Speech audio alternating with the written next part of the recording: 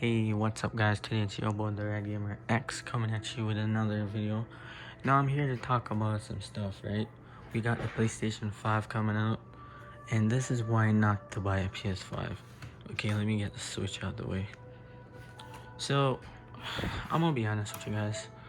My thoughts on why you shouldn't buy a PS5 is this. One, if you have a PS4, or the reason why you should buy a PS5, I'll say that first.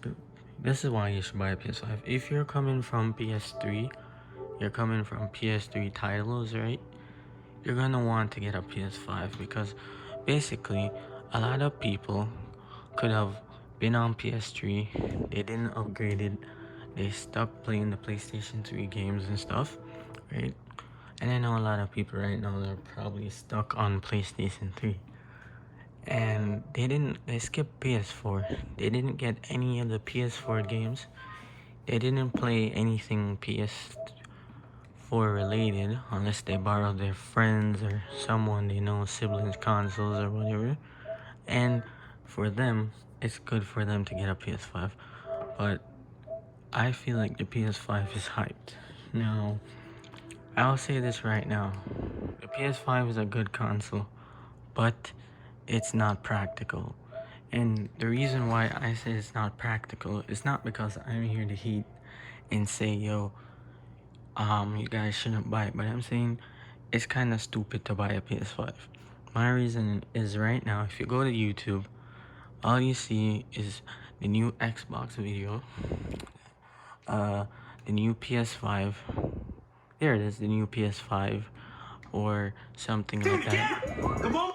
So for one, this console is way too overhyped. For one, the price is gonna be like 600 and something Canadian or 700 depending, or 600 something US or 500 US, depends on which part of the world you live. Now the prices are gonna be high, and you guys know the prices are gonna be high. Now another thing is why it's not practical is one, the specs. PS5 is supposed to support 4K, right? It's supposed to support 4K or 8K, whatever the resolution is, basically. It's supposed to support that resolution. Now, the console is a tall console. That's one. So, what makes it so impractical, in my opinion, is one, the PS5, it's very pricey. This is the first model slash version of the PS5. It's gonna be big and bulky. Within the first year of release, we're gonna find out the problems. We're gonna find out glitches. We're gonna find out, oh, it's a nice console. It's beautiful. It's great. It can do all of this awesome stuff. But it's not practical. And the reason why I'm gonna say it's not practical is for a lot of reasons. For one, it's a 8K slash 4K console. Now, most people the last couple of years probably just got PS4, PS4 Pro, which is supposed to support 4K slash 2K, because let's be honest, it doesn't really support 4K. Now, most PS4 can do the checkbox rendering where it can do like the HDR, high dynamic range, which looks good. Now, the thing is why I'm saying PS5 is not going to be practical and is kind of dumb is, for one, these consoles are fairly powerful. My PS4 is not loud. I have never heard this device make any noise unless you have the first model. This is a PS4 Slim 1TB version. The controller is good. The only thing I'll say is nice is PS5 is the controller is slightly better. Yeah, these things are better on the PS5 because I work between a warehouse and I've seen the PS5 controllers. Now I like that it has the USB-C because this USB is kind of older, but it's not really a problem. So this is a nice controller regardless. It's got good features. Now the PS5 is cool, right? It's got 4K, 8K, whatever. The thing makes it not practical, and I'm gonna go into it right now, is most people do not have a 8K, 4K TV. This is a 1080p TV. This does not have HDR built in.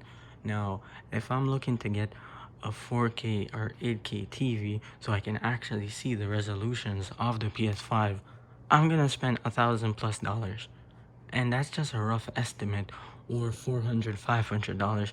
And this console itself is already expensive, right?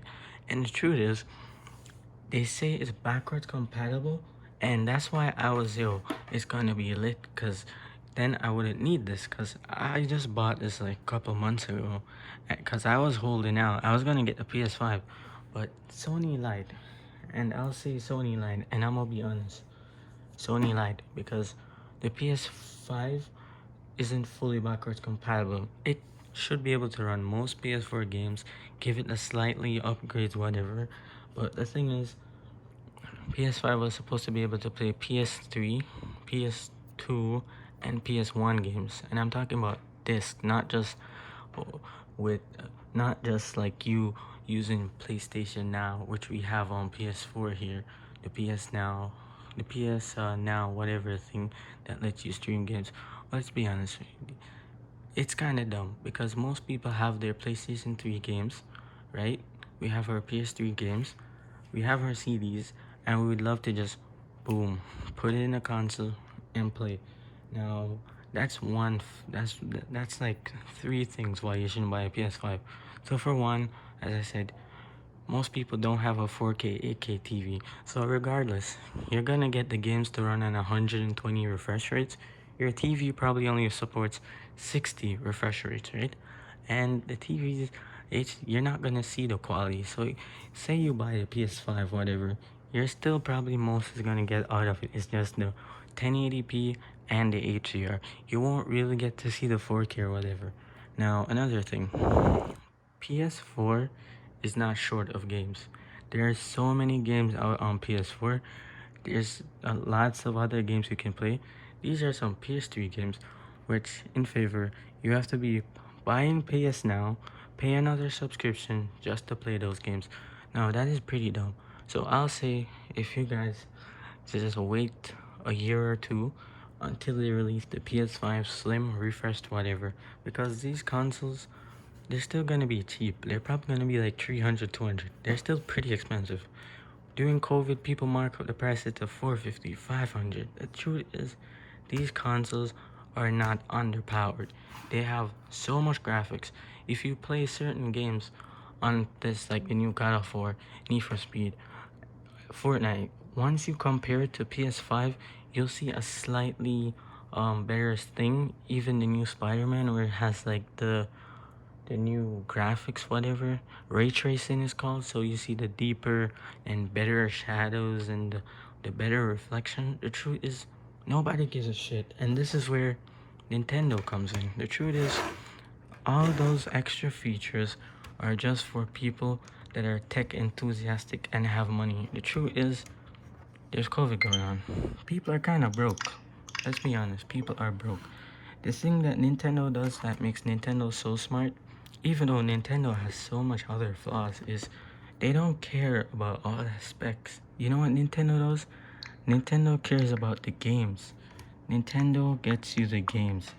Now, this is rocking a slightly modified mobile, what's it?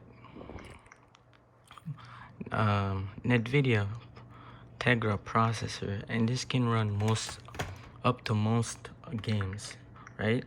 PC, whatever, at least mid to like low spec settings, and it runs Fortnite 30 frames and it still looks good.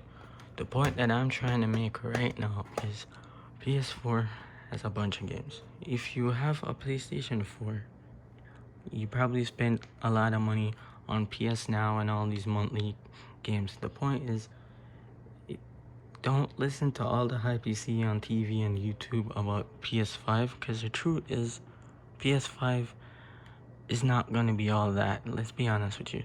If PS5 had full backwards compatibility with every single PlayStation game, up to the point with of PS1 straight up, I would say get a PS5, because that would make sense, and that's why I was gonna get a PS5. But in the end, I get a PS4 because it was taking forever to release, and I wanted to play games, PS4 games, because a lot of PS4 games came out, a lot of stuff came out that are still good on this console. Now, another thing, this is said to be supported for 3 more years. to 4 more years, because as I said, this is nowhere near an underpowered console. Now, another thing, PS4 Pro came out 2016 to 2017, which can do the 4K, whatever. It's not been a lot of years since then. So most people that did spend their money to upgrade to a PS4 Pro, it's gonna be a waste to get this, because at the end of the day, this console just came out. It's gonna come with problems. It's not gonna be all that. The storage is like 800 and something gigs. Let's be honest. This is 1 terabyte for me, and this is already full. So you're gonna want more storage, regardless. And with this newer console, the games are probably gonna be much more larger on your hard drive, SSD, whatever the fuck it's called. But what I'm trying to say is, guys, is if you have, if you don't have a console, if you're coming from PS3, it's good to get a PS4. And PS5, it's not all that. The new Xbox, it's not all that. If you have this generation, you don't need the next gen. You could wait it out until they release the slimmer, better version. Because this is big, this is bulky. Yeah, it looks nice. I like the controller. Great. But it's not practical. Let's be honest. Not everyone has a 4K 8K TV, so you won't see the graphics regardless. Like, it's just not worth it. If you get a complete PS5 setup, you're looking at least 1,000 to 2 grand, because you need that better TV.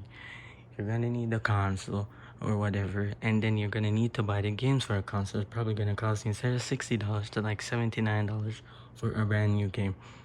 And a lot of the PS4 games aren't fully supported. And at the end of the day, we waste a lot of money on all these game CDs. And like PS4, for example, we can't play PS3 games, and then we have to freaking buy them with PlayStation Now, which is a streaming service. And let's be honest, Wi-Fi isn't always great, even though there's 5G across the world. So it's so dumb to me. So I'm not here being salty. If I want a PS5, I could go buy it, right? But I'm not gonna buy it because it's not worth it to me. I still have loads of PS4 games and game titles that I need to finish. And to be honest, like I'm not ready to go out and spend on a brand new TV or whatever yet. So in the day, I'm just saying, you can stream on this. This is still a good console. Don't listen to the hype. They say, oh, it's quiet. This is also quiet. It's not much of a hype, bro. But I will say this. Another thing I don't like with Sony is that every time they release a brand new console, they take away a feature from a previous console. Now, PS3 games, which I want to touch on for a topic.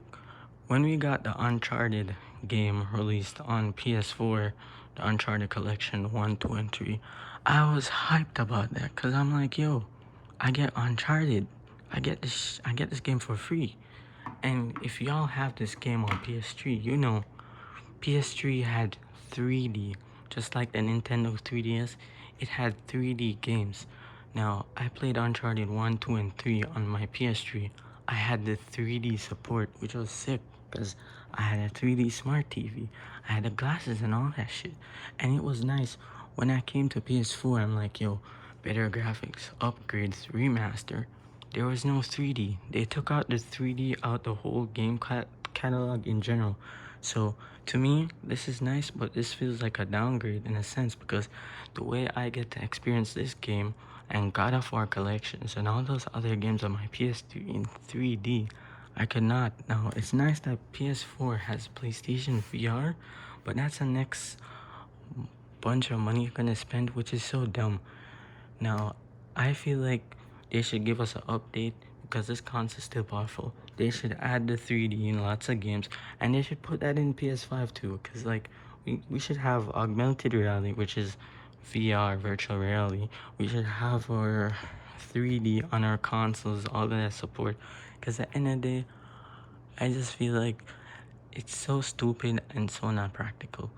You're gonna pay $600, $700, even though these consoles should cost $1,000 at launch, because they're like gaming PCs or whatever. But the truth is, the market is rushed.